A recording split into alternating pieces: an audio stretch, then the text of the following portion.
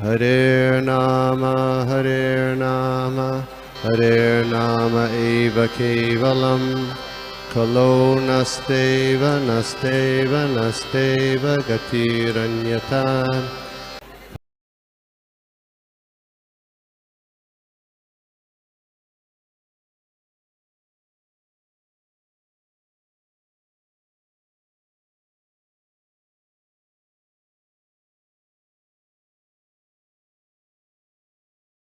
नमो विष्णुपादाय कृष्णप्रेष्ठाय भूतले श्रीमते भक्ति वेदांत स्वामिन् इति नामिने। नमस्ते सारस्वती देवे गौरवाणी प्रचारिणे निर्विशेष शून्यवादी पाश्चात्य देश तारिणे। जय श्री कृष्ण चैतन्य प्रभु नित्यानंद श्री अद्वैत गदाधर शिवासादि गौर भक्त वृंदा।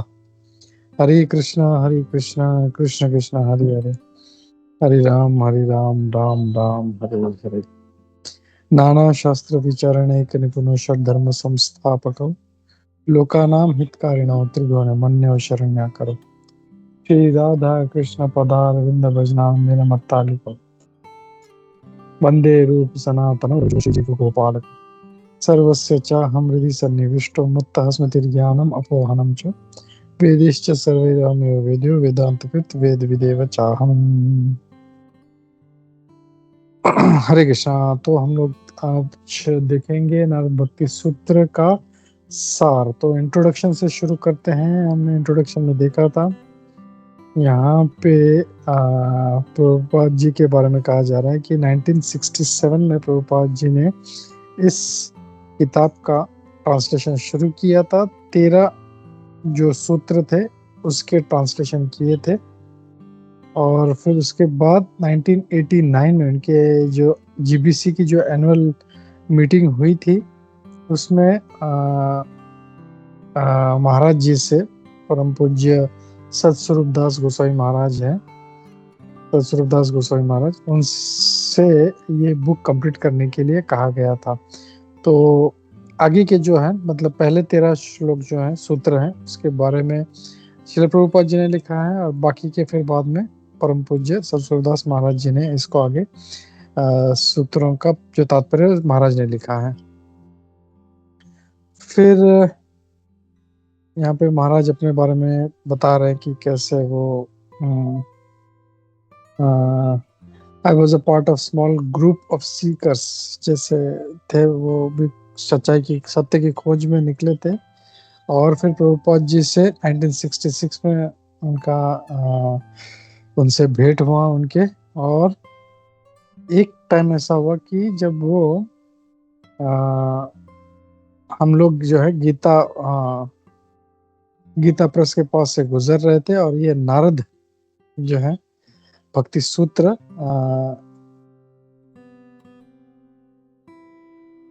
at one point we began passing around a Gita press edition. तो उस समय ये जो इसका गीता प्रेस का जो गोरखपुर वाला है उसका एडिशन था एक, वो लोग वो वहाँ वो पास कर रहे थे और हम लोग जो आपस में इसको पढ़ के हम लोग बहुत ही आकर्षित हो गए थे। बहुत ही अमृतमय था ये। तो महाराज इसके बारे में बताएं। तो many books we learn were, खास करके जो है ये जितने भी बुक्स हैं इसके ऊपर मायावादियों जो है जो निराकारवादी है उनका ही तात्पर्य है उसमें। और हम लोग अगर ढूंढने जाएंगे नारद भक्ति सूत्र का YouTube पे तो वहाँ पे भी हमें इसका कोई वैष्णव कमेंट्री इसका प्राप्त नहीं होता। तो इसके बारे में महाराज बता रहे हैं। और फिर प्रभुपाद जी के जो उनके इंस्ट्रक्शन से उन्होंने ये लिखना चालू किया आगे का। तो हम लोग देखते हैं, शुरुआत करते हैं। तो पहला जो सूत्र है उसमें अततो भक्तिम व्याख्यास्यामः। अब नारद मुनि जी कह रहे हैं कि अब मैं तुम्हें ये भक्ति का जो प्रोसेस है ये जो इसकी व्याख्या करना शुरू करता हूँ। पहले सूत्र में। दूसरे सूत्र में कहते हैं भक्ति जो है वो बहुत ही भगवान का शुद्ध प्रेम के रूप में वो प्रकट होती है, इसके बारे में कहते हैं। फिर अगले सूत्र में, तीसरे सूत्र में कहते हैं अमृत स्वरूपच। ये जो है ये अमृत का स्वरूप है। ये यानी ये किसके बारे में कहा जा रहा है? भगवान का जो शुद्ध प्रेम है उसके बारे में कहा, वो एकदम अमृत के समान है। हम लोग इसमें तात्पर्य में नहीं जाएंगे, हम लोग सब कवर कर चुके हैं, तो सिर्फ हम लोग इसको जो सूत्र है वो देखते हैं हम लोग।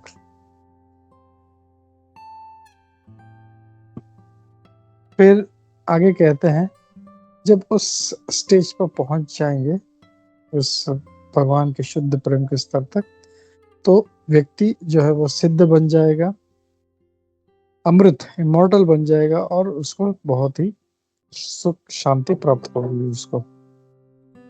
तो भगवान की भक्ति का शक्ति के बारे में बता रहे हैं नारद मुनि जी कि वहां अगर कोई पहुंच जाता है तो वो सिद्ध बन जाता है, इमॉर्टल बन जाता है, यानी अमृत बन जाता है, मतलब अमर हो जाता है और शांति प्राप्त करता है। फिर a person engaged in such pure devotional service neither desires anything for sense। तो एक जो भक्त है जो उस शुद्ध भक्ति के स्तर तक पहुंच जाता है, वो न तो इंद्रिय तृप्ति की कोई कामना रखता है, न किसी चीज का खोने का उसे दुख होता है, न किसी से द्वेष करता है, और न ही वो अपने लिए कुछ जो है एंजॉय करता है, और न ही किसी भौतिक गतिविधि के लिए वो बहुत ही उत्साहपूर्ण रहता है। तो यहाँ पे नारद मुनि जी जो भक्ति के स्तर तक पहुंच जाते हैं उनके बारे में वर्णन है।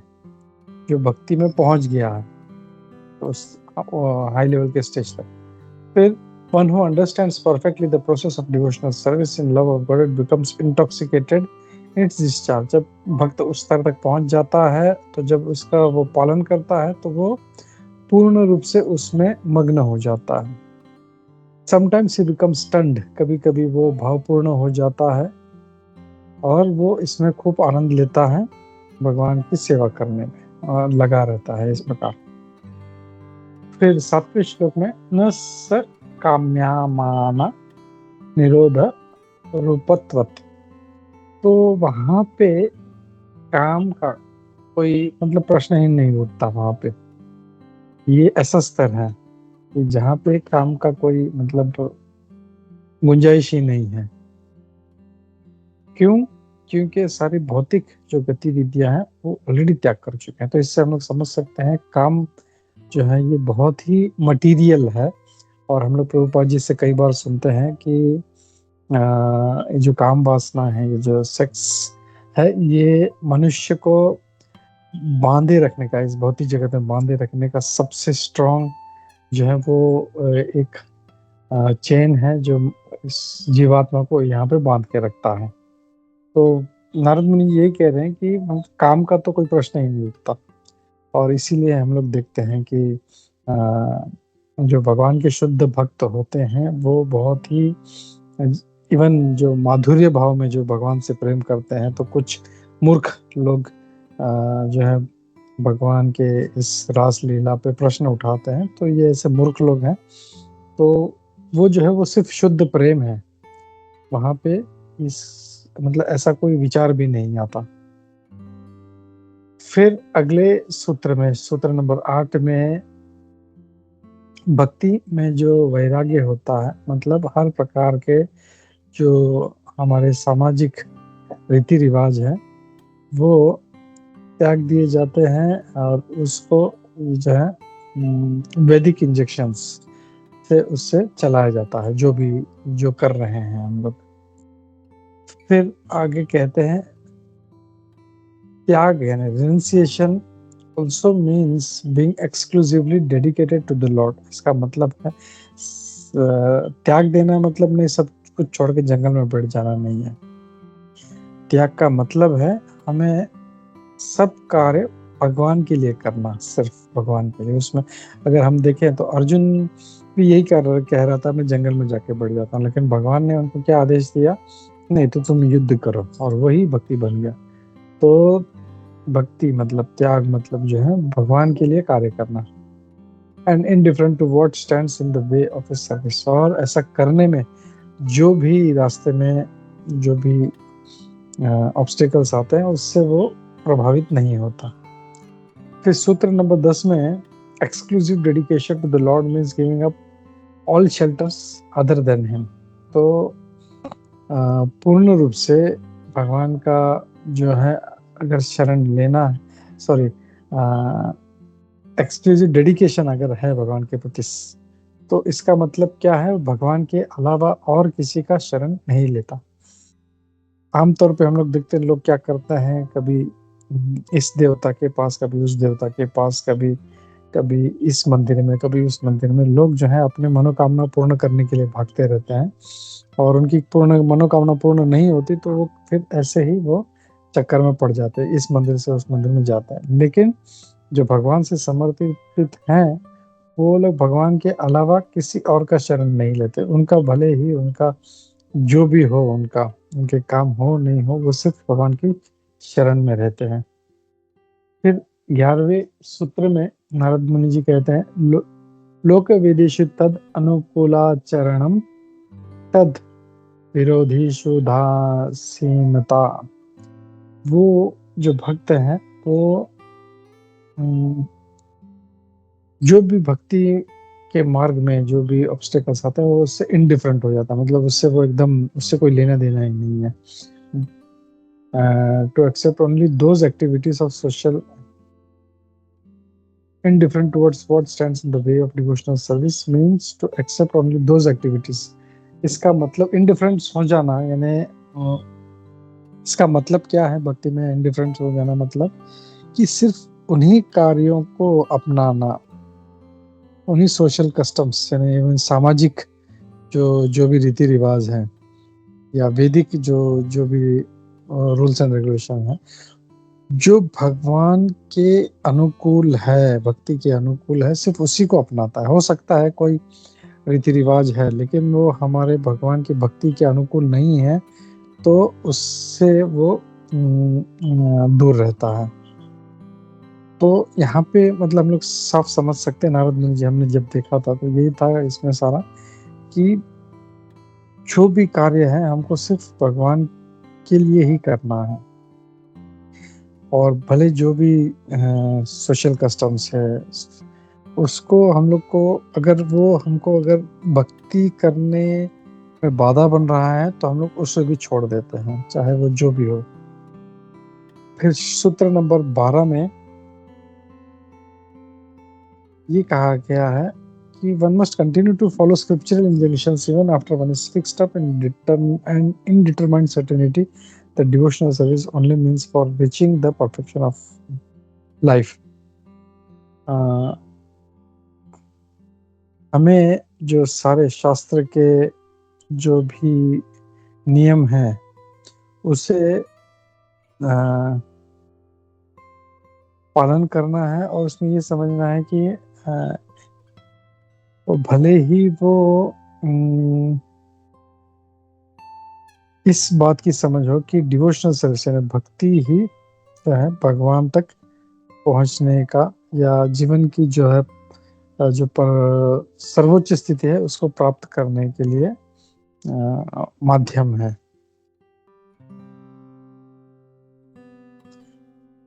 फिर श्लोक नंबर 13 में otherwise there is every possibility of falling down. अगर ऐसा नहीं करेंगे जैसे सूत्र नंबर 12 में कहा गया है तो क्या होगा, नहीं तो हमारा पतन हो जाएगा। ये नारद मुनि जी साफ कह रहे हैं हम लोग को सिर्फ वही चीजें करनी है, वो जो स्क्रिप्चर इंजंक्शंस भले ही वो कितना भी फिक्स्ड क्यों ना हो, वो ये देखना चाहिए कि डिवोशनल, ये सोचना चाहिए कि भक्ति जो है वही जीवन में सिद्धि या सर्वोच्च स्थिति को प्राप्त करने का माध्यम है। और ये ऐसा नहीं करेगा तो उसका पतन हो जाएगा। फिर सूत्र नंबर 14 में जब तक हमारा शरीर है तब तक हमें वन शुड एंगेज मिनिमली, जितना हो सके कम से कम हमको सोशल पॉलिटिकल एक्टिविटीज में इन्वॉल्व होना है। यानी जैसे सामाजिक कोई कार्य है, उसमें ऐसा ये नहीं कहा जा रहा है कि बिल्कुल ही त्याग दो। उसमें ये कहा जा रहा है कि जितना हो सके, हमको अगर ज़रूरत नहीं है तो अननेसेसरी हम लोग जो है उसमें भाग नहीं लेना चाहिए। हाँ, अगर कुछ जैसे हम लोग देखते हैं कई हमारे बड़े-बड़े इस्कॉन के जो भक्त हैं, ब्रह्मचारी, वो लोग ऐसे कभी-कभी सामाजिक कार्यों में भी जाते हैं, भाग लेते हैं और वहाँ पे भी भगवान के नाम का हरे कृष्ण महामंत्र का प्रचार करते हैं। तो जो है हम लोगों को उसमें भाग लेने की ज़रूरत नहीं, जितना हो सके minimal social and political activities. और इवन यहाँ पे कहा such matters as eating, even खाने-पीने के मामले में। ऐसा नहीं है कि हम लोग भर-भर के अरे ये भी चाहिए, वो भी चाहिए, ये भी चाहिए, नहीं, इवन ईटिंग। ये हमने देखा था इवन जो है अत्याहार जो है ये हमारी भक्ति का नाश करता है। इसलिए नारद मुनि जी यहाँ पे भी कह रहे हैं कि इवन खाने के मामले में हम लोग को मिनिमल बस ज़रूरत है, हमारा शरीर और आत्मा एक रखने के लिए जितना भोजन हो है उतना, उससे ज़्यादा अगर हम लोग करते हैं तो जैसे रूप गोस्वामी जी कहते हैं उपदेशामृत में, हमारी भक्ति का नाश हो जाएगा, वो अत्याहार हमको डुबा देगा। फिर सूत्र नंबर 15 में कहते हैं तत् लक्षणानि वाच्यन्ते नाना मत भेदात्। तो अब भक्ति का जो कैरेक्टरिस्टिक्स है वो इस तरह से अभी समझाया जाएगा, जो प्रामाणिक यानी ऑथोरिटेटिव जो ओपिनियंस है उसके माध्यम से समझे। तो अभी तक जो था हमने देखा पहले श्लोक से 14वें श्लोक तक भक्ति की महानता के बारे में बताया गया। अब कितने मतलब ऑथोरिटेटिव जो भी ओपिनियंस हैं शास्त्र के हिसाब से, ऋषियों के हिसाब से, उसके बारे में अब नारद मुनि जी खुद कहने वाले हैं कितना ऑथोरिटेटिव है ये। और फिर आगे कहते हैं व्यासदेव जी द सन ऑफ पराशर मुनि says that bhakti is fond attachment for worshipping the Lord in various ways। तो नारद मुनि जी हैं जो पराशर मुनि के पुत्र हैं, वो कहते हैं भक्ति भगवान की पूजा अलग अलग नाना प्रकार से पूजा करने का एक बहुत ही फॉन्ड अटैचमेंट है, आसक्ति है, ये बहुत ही प्रेम पूर्ण आसक्ति है ये उनका। ये श्रील व्यासदेव जी का स्टेटमेंट है। तो व्यासदेव जी जो है हमारे वो भी संप्रदाय में हमारे जो है जो आचार्य हैं उनमें आते हैं हमारे संप्रदाय में, तो उनका ये कथन है ये। फिर गर्ग मुनि जी की बात करते हैं, वो कहते हैं, अब देख रहे हैं हम लोग नारद मुनि जी जो दूसरे मुनि हैं उनका स्टेटमेंट्स दे रहे हैं। तो वो कहते हैं गर्ग मुनि सेज दैट भक्ति is fondness for narrations about Lord.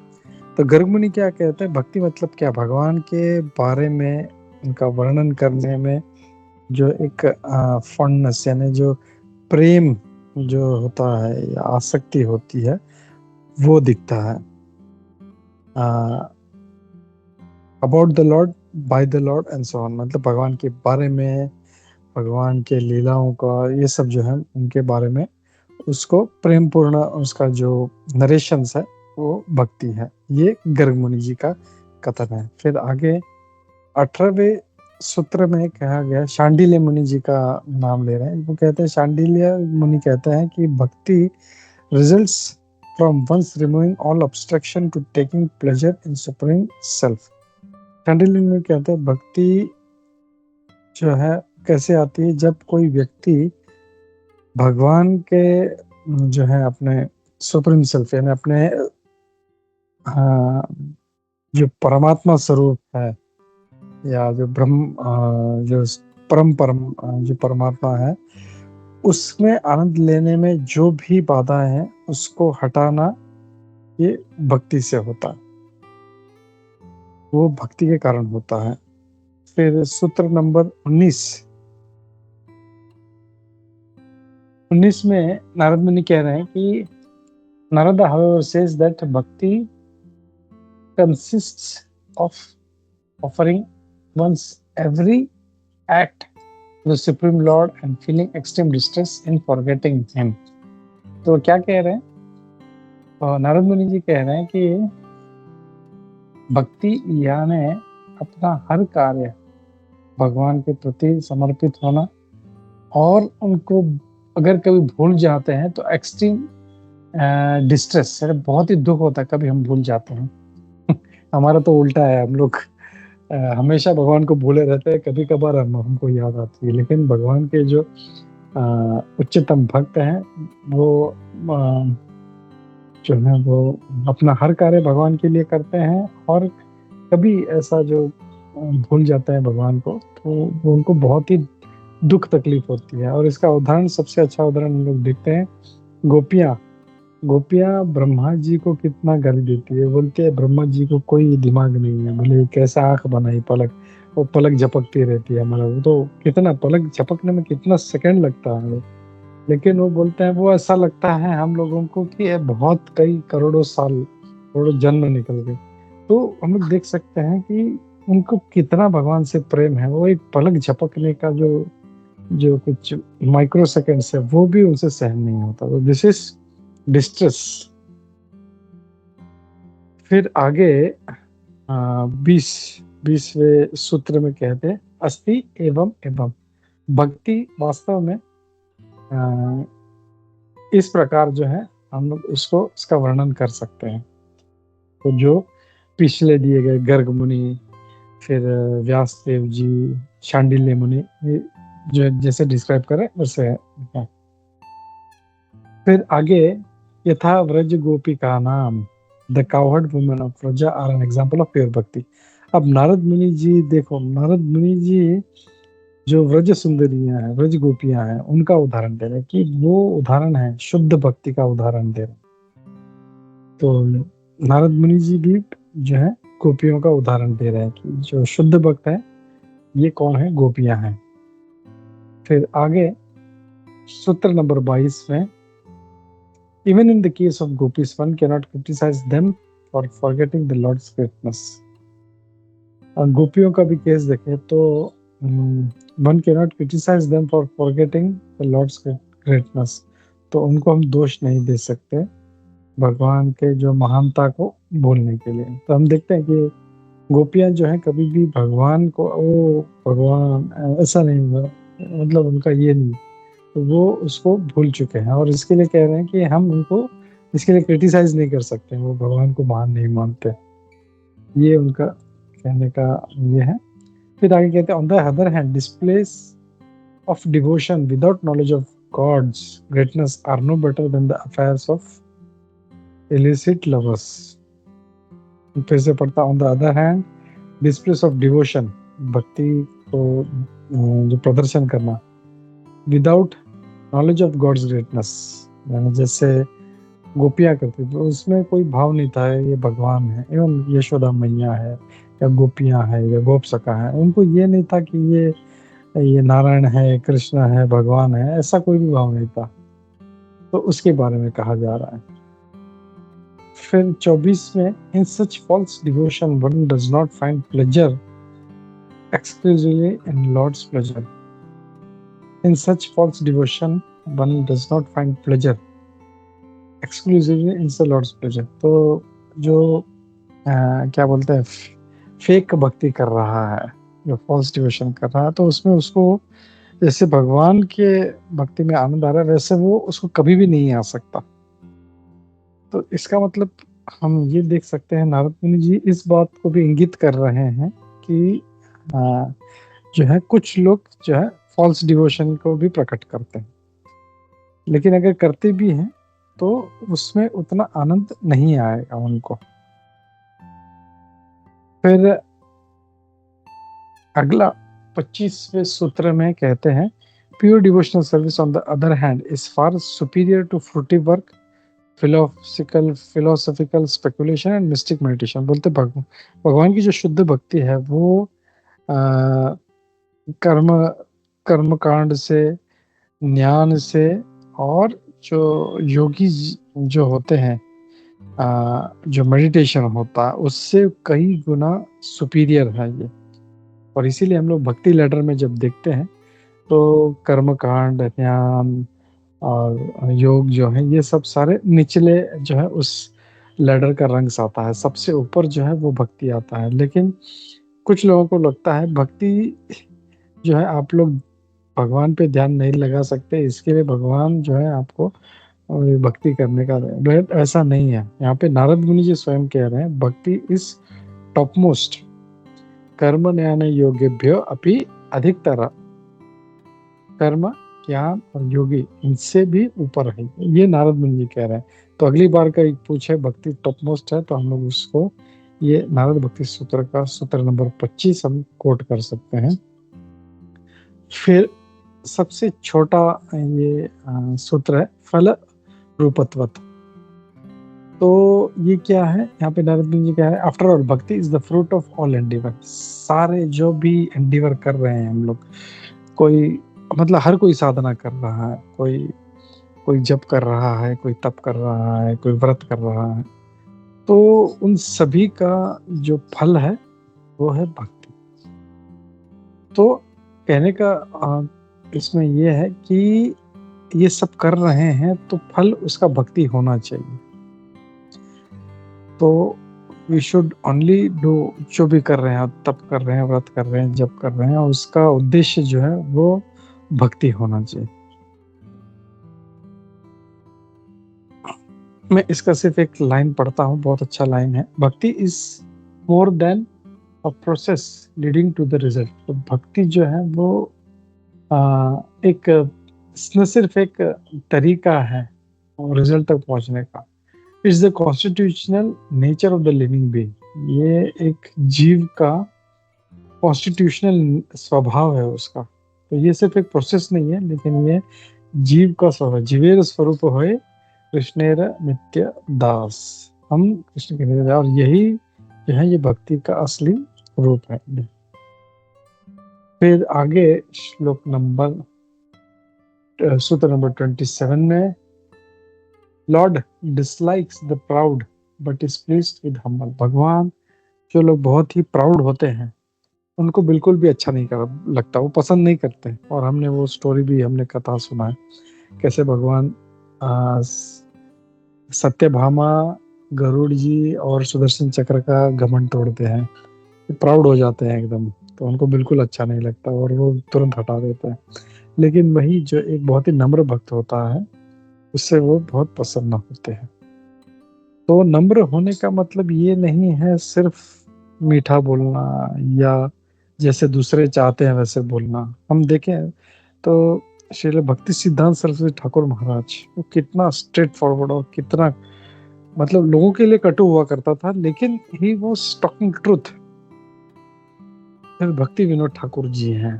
तो नम्र होने का मतलब आजकल जो है भक्ति समझते सिर्फ हमको मीठा बोलना है और किसी को दुख नहीं पहुंचाना है, वैसे नहीं है। वैसे होता तो प्रभुपाद जी है या भक्ति विनोद ठाकुर जी है या भक्ति सिद्धांत सरस्वती ठाकुर महाराज है, वो ऐसे कटिंग जो होता है ना एज, मतलब एकदम तलवार की तरह उनका जो था उनका, and they used to slash. इसका मतलब ये नहीं वैसा बोलते थे मतलब वो नम्र नहीं थे। तो ह्यूमिलिटी जो मैं हमेशा बोलता हूँ, हम्बल होने का सही अर्थ हमको समझना चाहिए। उसमें हम्बल यानी सिर्फ मतलब डुप्लिसिटी नहीं होना चाहिए इसमें, ये शुड बी स्ट्रेट फॉरवर्ड। तो ये इसमें कहा गया है कि ऐसे जो भक्त है वो भगवान को पसंद करते हैं। फिर 28 में, some say that knowledge is the means for developing devotion. Some say that knowledge is the means for developing devotion. तो कुछ उनका नारद मुनि कह रहे हैं, कुछ लोगों का कहना है कि ज्ञान से जो है भक्ति डेवलप होती है, ये उसको भक्ति को डेवलप करने का जो एक माध्यम है, ऐसा नारद मुनि जी कह रहे हैं। फिर आगे कहते हैं अदिस कंसिडर भक्ति एंड नॉलेज इंटरडिपेंडेंट। पहले देखा हमने, वो कहते हैं ज्ञान से भक्ति डेवलप होती है। दूसरे प्रकार के लोग वो कहते हैं भक्ति और नॉलेज एक दूसरे पर डिपेंड, भक्ति से नॉलेज आएगा, नॉलेज से भक्ति आएगी, तो एक दूसरे से वो इंटरडिपेंडेंट है। फिर अब वो कह रहे हैं अब but the son of Brahma says that भक्ति इज इट्स ओन फ्रूट स्वयं फल रूपेति ब्रह्म कुमारः। तो ब्रह्मा जी के पुत्र हैं, वो क्या कहते हैं, भक्ति इज इट्स ओन फ्रूट, उसका कोई उसका कारण नहीं है। भक्ति जो है वो ऐसा नहीं है कि ये करेंगे तो भक्ति होगा, वो करेंगे तो भक्ति होगा, नहीं। तो ये सिर्फ जो है ये इट्स इज ओन फ्रूट, भक्ति करने से ही भक्ति आएगा। कोई सोचेगा मैं क्या करूं, मैं तो जप करूं, तप करूं, व्रत करूं तो उससे भक्ति आए। वो कह रहे भक्ति करने से ही भक्ति आएगा। तो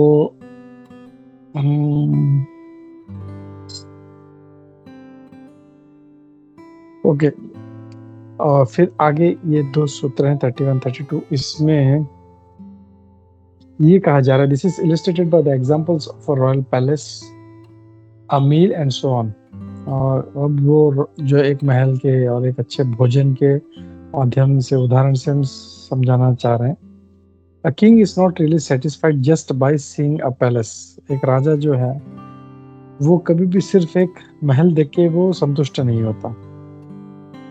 Nor can someone placate his hunger just by looking at him.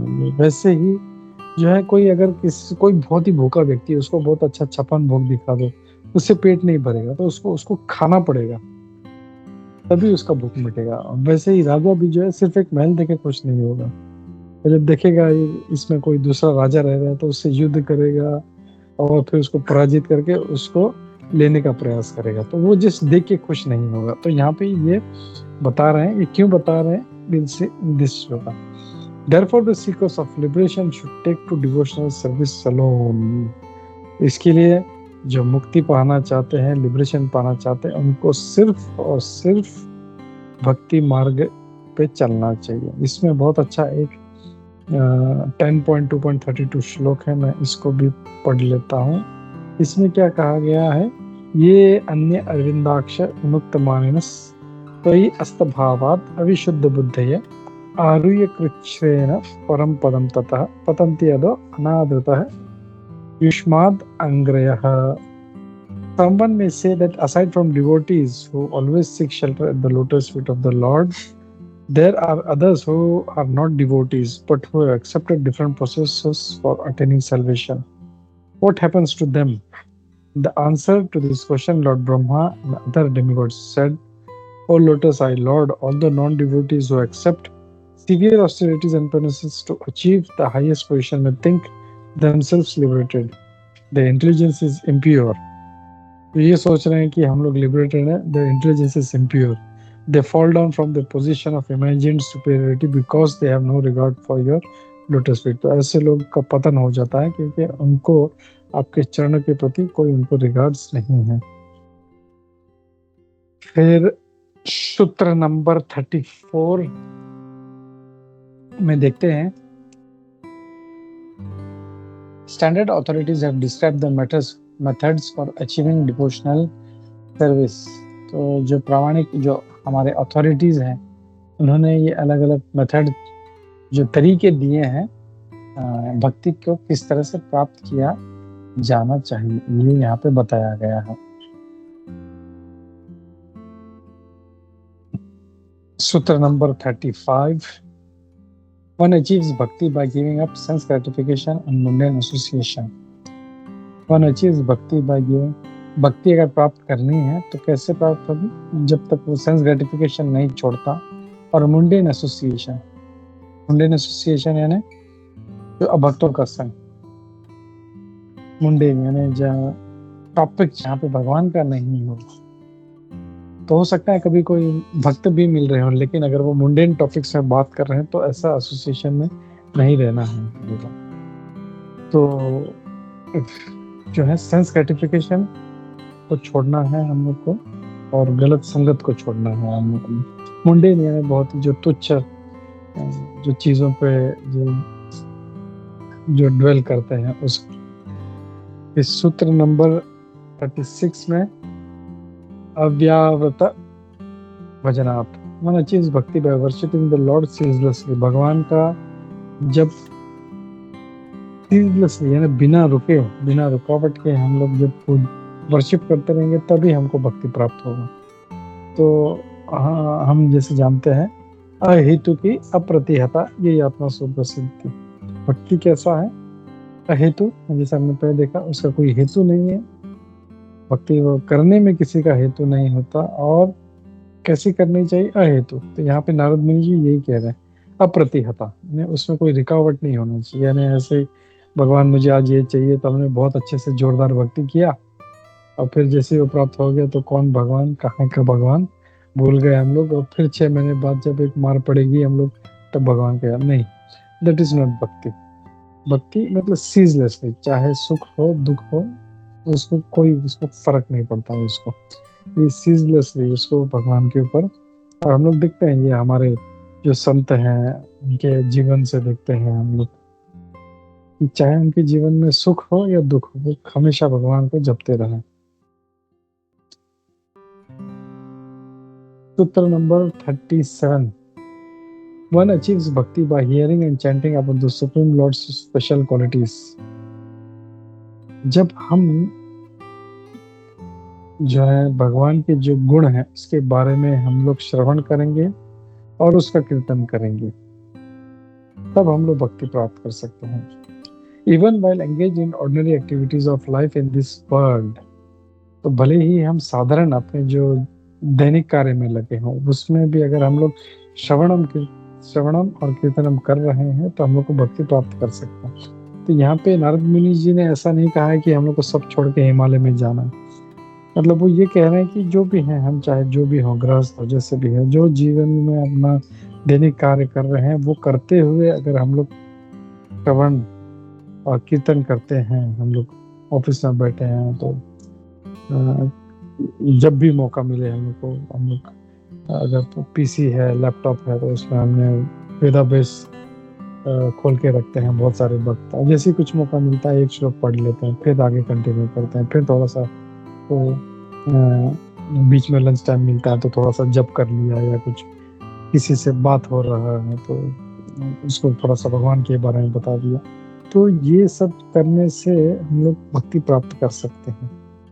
इसके लिए ये नहीं है कि हम लोग को सब छोड़ना है, जो कार्य कर रहे हैं वो करते हुए हम लोग को भगवान के श्रवण और कीर्तन करते रहना चाहिए।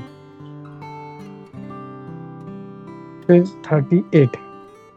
इस सूत्र में primarily however one develops bhakti by mercy of great souls। यहाँ पे मुख्यतः महत कृपयैव भगवत कृपा लेशादवा, तो मुख्यतः भक्ति प्राप्त होने का कारण अब वो बता रहे हैं कि प्राइमरीली जो उसका कारण है वो किसी महत कृपा, ये भगवान के जो भक्त हैं उनकी कृपा के कारण ही भक्ति प्राप्त होता है। ऐसा नहीं कि हमने थोड़ा सा बहुत अच्छा जप कर लिया इसके लिए मुझे भक्ति प्राप्त हो रही है, मैंने बहुत भागवतम पढ़ लिया, या मैंने भक्ति शास्त्री कर लिया, या जो भी हम लोग को लगता है हमें करने से, मतलब हमारा मतलब यहाँ पे कहने का उद्देश्य है कि हमारा एंडीवर उसको भूल जाना है। हमारा एंडीवर से कुछ भी नहीं हो सकता, वो सिर्फ भक्तों की कृपा से, वैष्णव की कृपा से ही जो है भक्ति कोई प्राप्त कर सकता है। हमारा एंडीवर से कुछ नहीं हो सकता। इसका मतलब ये नहीं कि हम लोग को हमारा एंडीवर छोड़ देना है, मेहनत तो करते रहना है। जैसे भगवान दामोदर लीला समझाते हैं ना कि भगवान का कृपा तब प्राप्त होगा जब हम अपना एंडीवर है ना, 2 उंगली का जो है जो चीज है वो हमारा एंडीवर भी होना चाहिए, भगवान की कृपा। तो ऐसा नहीं है कि जो है हम लोग सारा छोड़ दें, एंडीवर हम लोग करते रहना चाहिए और सिंसियर एंडीवर्स करते रहना चाहिए। भगवान इसमें हमारे कई टेस्ट लेंगे हमारी, और उसमें जब पास होंगे तो फिर भगवान हमको अपना कृपा इसी भक्त के माध्यम से, भगवान खुद ऐसे वो ऐसा हाथ दिखा के डिश खड़े नहीं हो जाएंगे वो किसी शुद्ध भक्त के माध्यम से जो है वो भक्ति हमको, और इसलिए हम लोग देखते हैं कई जो भक्त हैं जो कई महाराज जो है अलग हमारे इस्कॉन के महाराज हैं, उनसे दीक्षा ले रहे हैं, उनसे कृपा ले रहे हैं, उनका सेवा कर रहे हैं। तो दीक्षा लेने का मुख्य उद्देश्य ही हमको सेवा करना है, और ऐसे नहीं कि सिर्फ मुझे सिर्फ मेरे गुरु की सेवा करना, हमको जब वो तो करना ही है अपने गुरु का, लेकिन ऐसा नहीं सिर्फ मेरा गुरु का ही सेवा करूंगा और बाकी कोई आएगा वैष्णव तो उसका सेवा नहीं करूंगा। नहीं, हर वैष्णव का सेवा करना, हर किसी जो भक्त का है किसी न किसी तरह से प्रयास करना कि हम सेवा कर सकें हम लोग। तो ये है, और मैं खाली 2 सूत्र पढ़ के रोकता हूँ। The association of great souls are rarely obtained, तो महत संगास्तु दुर्लभो अगम्यो, तो ऐसे जो दुर्लभ भक्त हैं उनका संग इतना आसानी से प्राप्त नहीं होता, बहुत ही दुर्लभ है वो, अगम्य हो, डिफिकल्ट टू अंडरस्टैंड, समझ में भी नहीं आएगा, एंड इनफॉलिएबल, और वो अच्युत है। तो ऐसे जो भक्तों का संग है वो दुर्लभ है, अगम्य है और अमोघ है। तो ये हम लोग को याद रखना चाहिए, भक्तों का संग कितना इम्पोर्टेंट है ये हम लोग समझ सकते हैं। और यहाँ पे the association of great souls can be attend but only by the lord's mercy, यानी भगवान भक्तों की कृपा से प्राप्त होते हैं। भक्तों का कृपा, जो भक्त जो है वो भगवान की कृपा से प्राप्त होता है। सो यहाँ पे ये देखते हैं कि ये थोड़ा सा जो है, हम लोग अगर चाहे भक्ति प्राप्त करना तो वो ऐसा नहीं प्राप्त होगा, भगवान वो हमको सिर्फ भक्तों की कृपा से प्राप्त होगा। और यहाँ पे अब ये कह रहे हैं कि जो ऐसे जो महान जो आत्माएं हैं वो भगवान की कृपा से मिलेंगी हमें, तो दे आर बोथ इंटरडिपेंडेंट। तो हमको हमेशा भगवान की कृपा के लिए और वैष्णव की कृपा के लिए हम लोग को आतुर रहना चाहिए, प्रार्थना करते रहना चाहिए और सेवा करते रहना चाहिए। तो हमने 40 सूत्र कवर किए हैं और 44 सूत्र बचे हैं। ये हम लोग कल के इवनिंग सेशन में हम लोग इसको कंप्लीट करते हैं। हरे कृष्णा। मैं रुकता हूँ यहाँ पे। श्री श्री नारद मुनि जी की जय, श्री नारद मुनि जी की जय, श्री प्रभुपाद की जय, इस्कॉन गोविंद की जय। हरे कृष्णा।